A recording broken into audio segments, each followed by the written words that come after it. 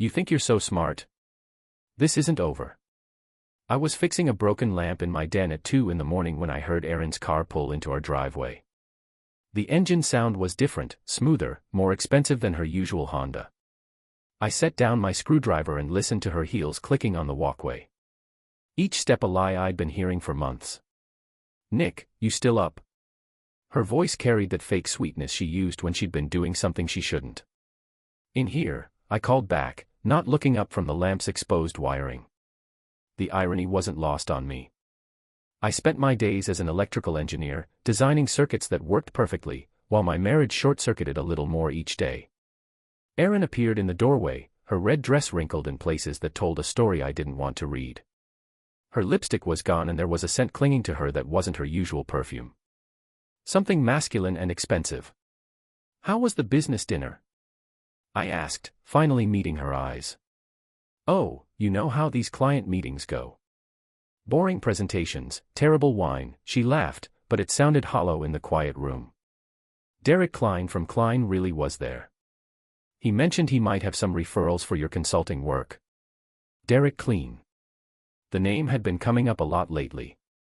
Always in passing, always casual, always with that same forced lightness in her voice. That's nice of him, I said, returning to the lamp. Though, I noticed you forgot your wedding ring on the bathroom sink again. Her hand instinctively went to her finger, and I saw the slight indentation where the ring should have been. Oh, I was washing my hands, and must have been some hand washing. It's been sitting there for 3 days. The silence stretched between us like a wire about to snap. Erin shifted her weight and I heard her phone buzz. She glanced at it quickly, then shoved it back in her purse. I'm tired, Nick. Can we not do this tonight? Do what? I'm just fixing a lamp. She turned to leave, but I wasn't done. Erin, what? Next time you're out late with clients, maybe don't park Derek's Tesla in our driveway. Mrs. Callahan has been asking questions. Her face went white, then red. I don't know what you're talking about. The Tesla Model S midnight blue license plate decay real one. Pretty memorable car for a pretty memorable mistake. She opened her mouth to respond, but her phone rang. The caller ID flashed on her screen before she could hide it. Derek Klein. Aren't you going to answer that? I asked. Might be important business. Instead, she declined the call and stormed out. I heard her bedroom door slam. Our bedroom had become hers months ago when I moved to the guest room officially for my snoring, but really because the pretense was getting exhausting for both of us. I went back to the lamp, but my hands were shaking slightly. Not from anger, from something colder. I'd suspected for weeks, but seeing that phone call confirmed what I already knew. My wife was cheating on me with Derek Klein, and they thought I was too stupid or too weak to do anything about it. They were wrong on both counts. The next morning, I found a receipt in Erin's jacket pocket while doing laundry. The Marriott downtown, 2 glasses of wine, 2 entree, 1 room. The date was last Tuesday, the night she'd claimed to be at her book club. I took a photo of the receipt and put it back exactly where I'd found it.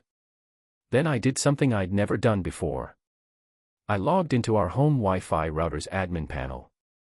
The device list showed the usual suspects, our phones, laptops, the smart TV. But there was one device that made my blood run cold.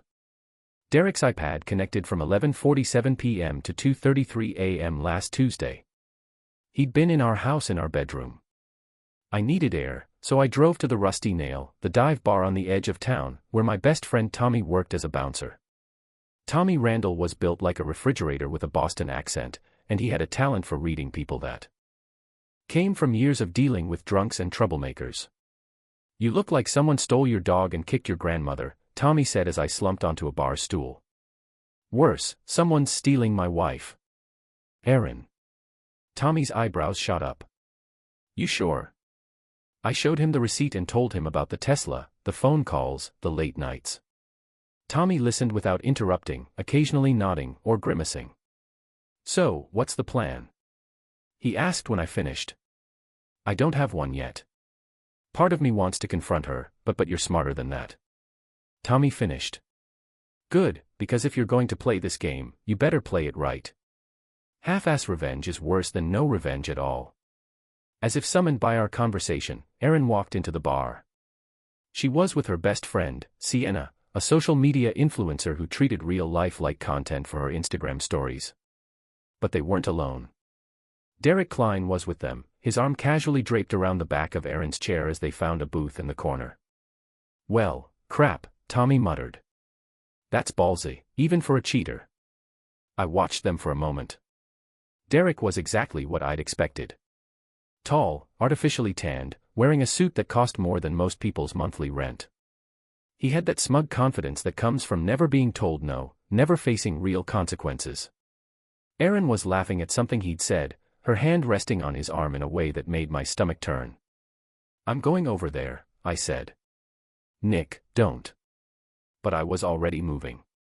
As I approached their table, I saw Sienna notice me first. She whispered something to Erin, who turned and saw me coming. The color drained from her face. "Nick," she said too loudly. "What are you doing here?" "Having a drink with Tommy." "Mind if I join you?"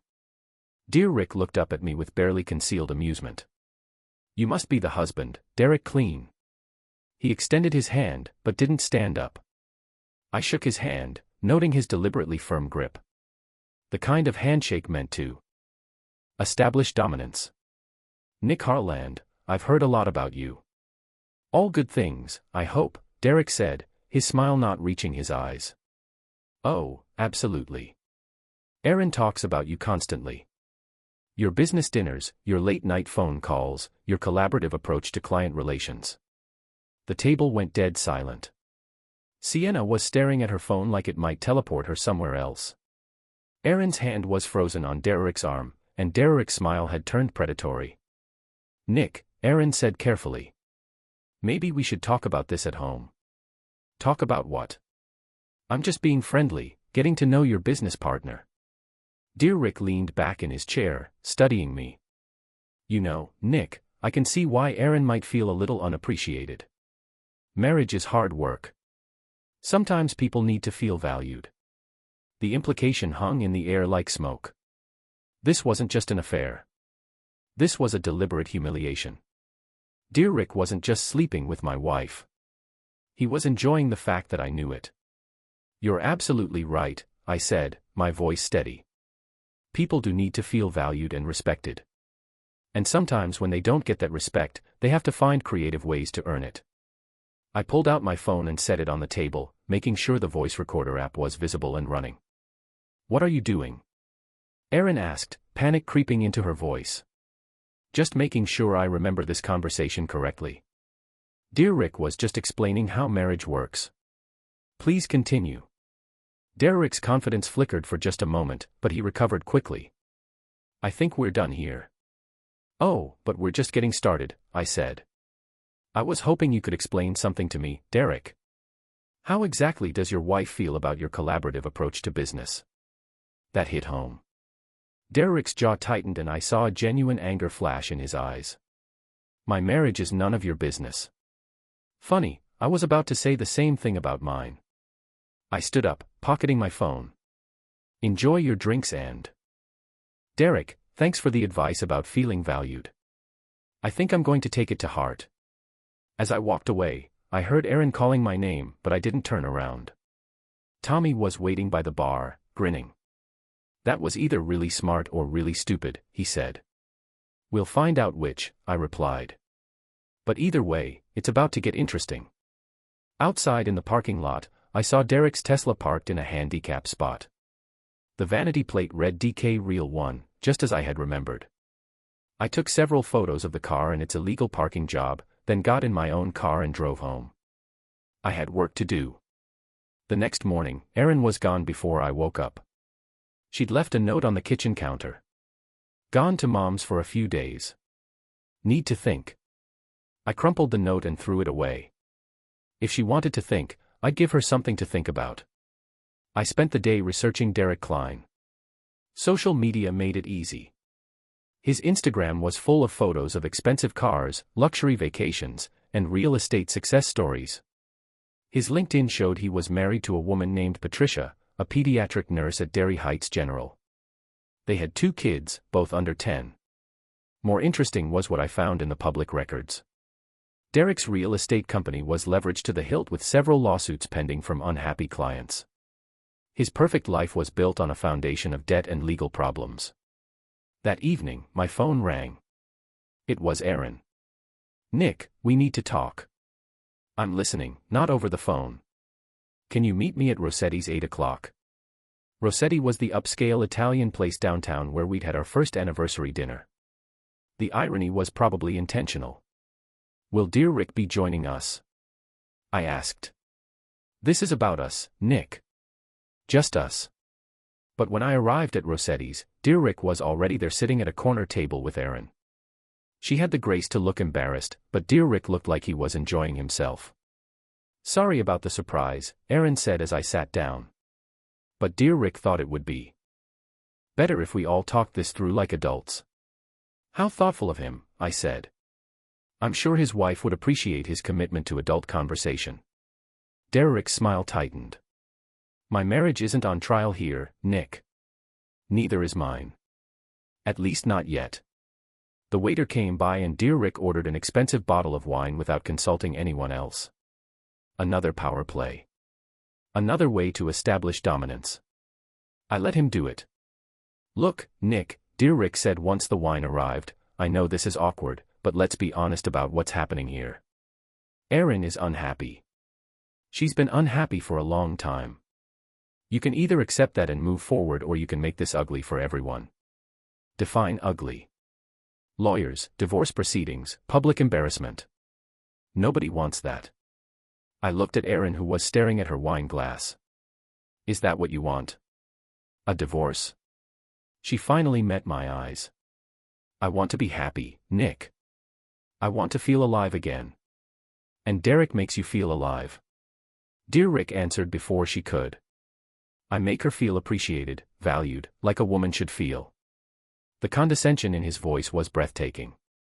He wasn't just stealing my wife. He was enjoying the process of breaking me down, of proving his superiority. "That's beautiful," I said. "Really? How long has this been going on?" Erin looked uncomfortable, but dear Rick seemed happy to answer. "Does it matter? We're here now talking about the future. Humor me. I'm curious about the timeline." Derek leaned back in his chair, wine making him bold. 6 months, give or take. Started as a business relationship became something more. These things happen 6 months, I repeated. So around the time Erin started those late-night client meetings. "Nick, please."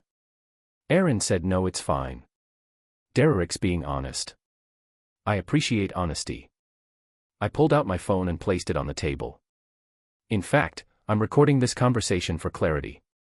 Derek's confidence evaporated. "You can't do that without consent." "Actually, in Massachusetts, I only need consent from one party to the conversation. That would be me." I smiled at him. "But please continue telling me about your 6-month affair with my wife. I'm finding it very educational." The table fell silent.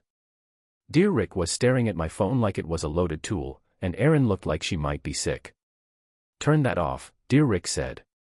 "Why?" I thought we were all being adults here, having an honest conversation about the future." "Turn it off or I'm leaving." "Your choice. But if you leave now, Erin and I will continue this conversation privately and I'll still be recording." Dear Rick looked trapped, which was exactly how I wanted him to feel. He glanced at Erin, who was no help at all, then back at me. "What do you want?" he asked. "I want you to finish what you were saying about how these things happen, about how you make my wife feel appreciated." "I'm not saying anything else with that thing running." "Then we have a problem because I'm not turning it off." The standoff lasted maybe 30 seconds, but it felt like an hour. Finally, Dear Rick stood up. "This is ridiculous. Erin, I'll call you tomorrow." He threw a 20 on the table and walked out, leaving Erin and me alone. I turned off the recording. "Happy now?" she asked. "Getting there." "Tell me something, Erin. When you were deciding to cheat on me, did you consider the consequences or were you too busy feeling appreciated?" "It's not that simple." "It's exactly that simple. You made a choice. Dear Rick made a choice. Now I get to make mine. I stood up and headed for the door, leaving her with the check and a lot to think about. The next morning, I uploaded the audio file to my computer and cleaned it up using some software I'd picked up for work presentations. Derek's voice came through crystal clear. 6 months give or take started as a business relationship became something more. Then I did something that would have been unthinkable a week earlier. I created an anonymous email account and sent the audio file to Patricia Klein along with a simple message. Thought you should know what your husband does during his business meetings. I also sent copies to Derek's business partners and the president of the country club where he spent most of his time networking. Then I waited. I didn't have to wait long. By noon, my phone was ringing. It was Derek and he was furious. You son of a witch. What did you do?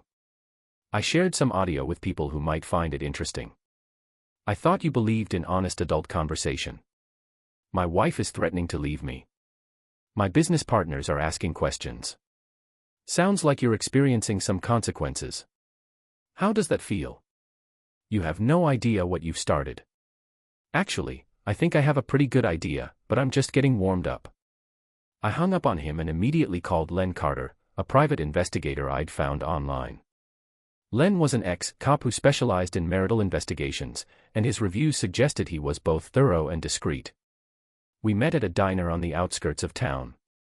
Len was in his 50s with graying hair and the kind of tired eyes that came from seeing too much human nature at its worst. So, your wife's cheating with this Derek Klein character, he said after I'd explained the situation. And you want me to dig up what exactly? Everything. His finances, his other affairs, because I guarantee Aaron isn't his first. His business practices, anything that might be useful. Useful for what? Divorce proceedings, maybe. Or maybe just to level the playing field. Len studied me for a moment. You seem pretty calm for a guy whose wife is cheating on him. I'm past the emotional part. Now I'm in the problem-solving phase. Fair enough. My rate is $500 a day plus expenses. I'll need a retainer. I wrote him a check for $2,000. How long do you think this will take? Give me a week. If Klein's got skeletons, I'll find them. While Len did his work, I focused on gathering my own intelligence. I started with Sienna, Aaron's best friend and biggest enabler. Her social media presence was extensive and poorly secured. Her Instagram stories were public, and she had a habit of oversharing. Over the next few days, I pieced together a timeline of Aaron and Derek's affair through Sienna's posts, photos of girls' nights that included Derek in the background, check-ins at restaurants where Derek's Tesla was visible in the parking lot, even a few shots of Aaron wearing jewelry I'd never seen before, expensive pieces that were clearly gifts.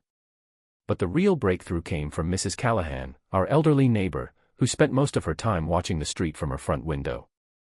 I'd always found her nosiness annoying, but now it was exactly what I needed. Oh, yes, dear, she said when I stopped by with some cookies as a pretext for conversation. I've seen that blue car in your driveway several times. Usually when you're at work. I was wondering if you had a new business partner or something. Something like that. Do you remember when you first started seeing it? Oh, months ago. March, maybe. I remember because it was right after the big snowstorm and I thought it was odd that someone would risk driving such an expensive car in those conditions. March was when Erin had started her fitness routine that required her to leave the house at odd hours. Another lie, another deception. Did you ever see who was driving it? A tall man and on breast, but he seemed very familiar with your house, if you know what I mean. I knew exactly what she meant. Len called me on Friday with his preliminary findings. We met at the same diner and he spread a folder full of documents across the table. Your boy Derek is in deep financial trouble. He said his real estate company owes about $2 million in various debts and he's facing 3 lawsuits from clients who claim he misrepresented properties. His marriage has been rocky for years. Patricia Klein filed for divorce once already back in 2019 but withdrew the petition. What about other affairs? Oh, he's a busy boy. I found evidence of at least 2 other relationships in the past 3 years. One with a client, another with a woman who works at the country club. Both married, both ended badly. How badly? The client's husband found out and made a scene at Derek's office. Had to be escorted out by security. The country club woman's marriage ended in a very expensive divorce, and she's been posting some interesting things about Derek on social media. Nothing actionable, but definitely bitter. I studied the documents, bank statements, court filings, private messages that Len had somehow obtained. Derek Klein wasn't just a cheater. He was a predator who targeted vulnerable married women and destroyed families for sport. There's something else, Len said. Your wife isn't just having an affair with this guy. She's been helping him. What do you mean? Her PR company has been doing work for Derek's real estate business. Free work. According to the contracts I found, she's been using her professional skills to help cover up his financial problems, make his company look more successful than it is. That hit me like a physical blow. Erin hadn't just betrayed our marriage, she'd betrayed her professional ethics to help Derek commit what amounted to fraud. How much trouble could she be in for that? Depends on how deep it goes. If she knowingly helped him mislead clients or creditors, she could face professional sanctions, maybe even criminal charges. I sat back in the booth processing this information. Erin had risked everything, our marriage, her career, her reputation for Derek Klein, and Derek had used her skills and connections to prop up his failing business while destroying other people's lives. What do you want me to do with all this? Lynn asked. Keep digging. I want to know everything about Derek Klein. Every debt, every affair, every lie he's ever told. And I want to know exactly how deep Erin is in his business dealings. That's going to cost more money. I don't care. This isn't about money anymore. As I drove home, my phone buzzed with a text from Erin. Can we please talk? I'm ready to be honest about everything. I almost laughed. She was ready to be honest now after months of lies and deception. After risking her career to help her lover commit fraud, after humiliating me in front of friends and neighbors, I texted back, too late for honesty, but thanks for the offer. It was time to move from gathering intelligence to taking action. The Dare Heights Country Club's annual summer mixer was the social event of the season where the town's elite gathered to see and be seen. Derek Klein would be there. He never missed an opportunity to network and show off. More importantly, so would his wife, Patricia, and most of his business associates. I hadn't planned to attend, but Tommy convinced me otherwise. You've got all this dirt on the guy, he said as we sat at the Rusty Nail, planning my next move. What good does it do sitting in a folder? Time to go public. I can't just walk up to people and start spreading rumors. You don't have to. You just have to be in the right place when the right conversations happen. He was right. The country club mixer would be perfect. Alcohol would be flowing. Tongues would be loose and Derek's enemies would be looking for ammunition. I bought a ticket and spent the afternoon preparing. I made copies of the most damaging documents Len had found. The bank statements showing Derek's debts, the court filings from his lawsuits, the evidence of his other affairs. Nothing illegal, nothing stolen, just public records and information that had been carelessly exposed. The mixer was held on the club's terrace with a view of the golf course and a bar that served top-shelf everything.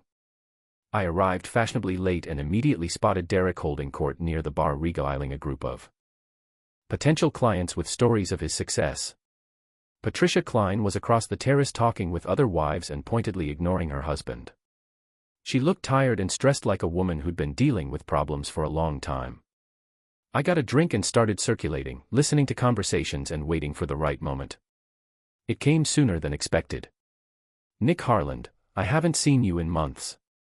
It was Bill Morrison, a local businessman who'd been trying to get Derek to handle the sale of some commercial property. Bill had always been friendly, but I could see the calculation in his eyes. He was wondering if I might be useful to him somehow. Bill, good to see you. How's the real estate market treating you?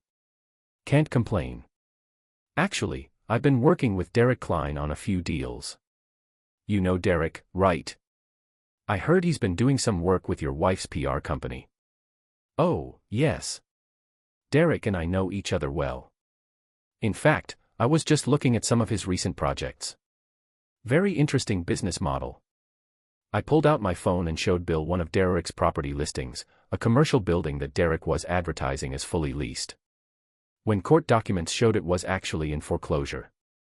Bill's expression changed as he studied the information. This doesn't match what he told me about his portfolio. Really? That's strange. Maybe you should ask him about it directly. Before Bill could respond, Derek appeared at my elbow. He'd obviously been watching me and didn't like what he saw. Nick, what a surprise. I didn't know you were a country club member. Just for tonight, Bill and I were just discussing your business. He's very impressed with your success. Derek's smile was razor sharp. I'm sure he is. We should probably let Bill get back to his evening, though. I'd love to catch up with you privately. Actually, Bill said, I'd like to hear more about this property situation. Nick was showing me some interesting documents. Derek's face went pale. But he recovered quickly. I'm sure there's just some confusion. Property deals can be complicated. Complicated enough to involve multiple lawsuits. I asked innocently. Bill, did Derek mention the 3 pending cases against his company? 3 lawsuits. Bill looks shocked. Derek, what's this about? Derek shot me a look that could have melted steel. Nick's obviously been doing some creative research. I wouldn't put too much stock in whatever gossip he's spreading. Gossip? I pulled out copies of the court filings. These are public records filed in Suffolk County Superior Court. You can look them up yourself. A small crowd was starting to gather, drawn by the tension in our voices. I recognized several of Derek's potential clients and business partners, all looking increasingly uncomfortable. This is neither the time nor the place for this discussion, Derek said, his voice tight with controlled anger. You're absolutely right, I agreed. This is exactly the kind of thing that should be handled privately between adults with full transparency and honest communication. I was throwing his words from the restaurant back at him, and he knew it.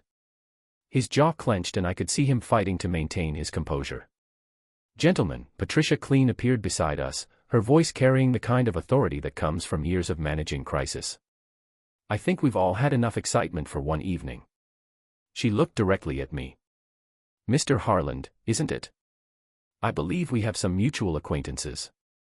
The way she said it made it clear she knew exactly who I was and why I was there. Derek's face went from pale to gray. Patricia, this isn't, he started. Oh, I think it's exactly what it appears to be, she said calmly. Mr. Harlan, would you mind if we continued this conversation somewhere more private? She led us to a quiet corner of the terrace, away from the growing crowd of onlookers. Derek followed reluctantly, looking like a man walking to his execution. I received some very interesting audio files this week, Patricia said once we were alone. Along with some equally interesting documentation about my husband's business practices and personal relationships. Derek's composure finally cracked. Patricia, I can explain. I'm sure you can. You've always been good with explanations, but right now I'm more interested in what Mr. Harland has to say. She turned to me expectantly. This wasn't going the way I'd planned, but I decided to roll with it. I think your husband has been making some very poor decisions, I said carefully. Both personally and professionally. Decisions that have consequences for a lot of people, including your wife, especially my wife. Patricia nodded slowly. Derek, I want you to go home. Pack a bag. Stay at your office or a hotel. I don't care which. But don't come home tonight. Patricia, you can't be serious. I am completely serious. And Mr. Harland, thank you for bringing these matters to my attention. I think it's time my husband faced some consequences for his actions. Dear Rick looked back and forth between us, his face a mixture of rage and desperation. This isn't over, he said to me. Yes, it is, Patricia said firmly. It's been over for a long time. We just hadn't made it official yet. As Dear Rick stalked away, I felt a mixture of satisfaction and sympathy for Patricia. She was handling this with more grace than I probably would have in her position. I'm sorry you had to go through this, I said. Don't be. I've known about Derek's affairs for years. I just needed the right moment to act on it. She smiled grimly. Your timing was perfect. I left the country club feeling like I'd won a significant victory, but I knew the war wasn't over. Dear Rick wouldn't take this lying down, and Aaron was still out there somewhere, probably planning her next move. My phone buzzed as I got to my car. A text from an unknown number. You think you're so smart? This isn't finished. I showed the message to Tommy when I got back. To the rusty nail to celebrate. Sounds like Derek's not taking his public humiliation very well, Tommy observed. Good. Let him stew in it. But as I drove home that night, I couldn't shake the feeling that Derek was planning something. Men like him didn't just accept defeat. They escalated. I was about to find out just how far Derek Klein was willing to go. Thank you for listening to this story. If it touched you, don't forget to like, share, and subscribe for more real-life stories.